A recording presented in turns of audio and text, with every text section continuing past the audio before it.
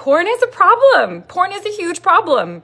Freya India just posted this post saying that there's this, conversation happening on the right telling women that their standards are just too high. I mean, this comes from data showing that men and women differ on dating apps, where men will swipe right like 90% of the time, right? So like lower standard threshold typically, and women only swipe right like 10% of the time. So they're much more selective. But when you think about it, this does make sense, considering like a bird will do a whole dance for you if it's a male, and the woman has to be like, I don't know. Can you build me a nest? What skills do you have? How bright are your feathers? Tell me more. Will you bring me the good bugs? The issue here is that 80% of men watch porn or have watched porn. 90% of men, 94% of 11-year-old boys are now exposed to pornography, okay? 50%, 52% of married men at least watch porn. And at least half of guys watch porn pretty regularly. 75% of men report watching in the last month, something like that.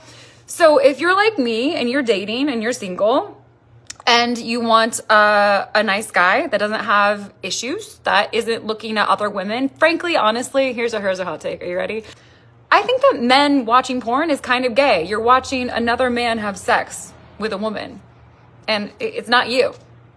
And I think that, we can get into, and we will get into, how much it demoralizes and objectifies not just women, but also the men, but it can go into sex trafficking, sexual abuse, all that stuff. But on a physiological level, we know it causes erectile dysfunction in men. We know it causes them to be incapable of keeping an erection during sex because they're so overstimulated with all this extra dopamine, and their neuroplasticity has been completely reshaped, that having normal intimate encounters with a woman within the context of a relationship, which should be the best sex, right? The best sex should be with a partner that you are emotionally connected with, that you have committed relationship with, that you're friends with, that you have passion for, not meaningless hookups, but that's another conversation.